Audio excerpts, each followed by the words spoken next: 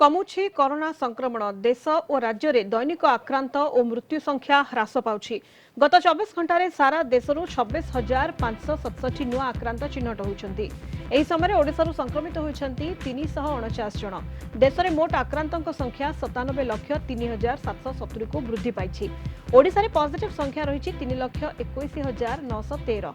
गत 24 घंटे देश में महामारी नहीं आउ 385 जीवन।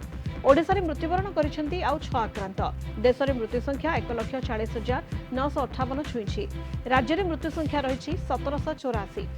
देश में कोरोना मृत्युहार 1.45% रही बेले ओडिशा रे मृत्युहार 0.55%। देश में सुस्थ है 91,68,946 संक्रमित। राज्य आरोग्य लाभ कर 3,16,447 आक्रांत।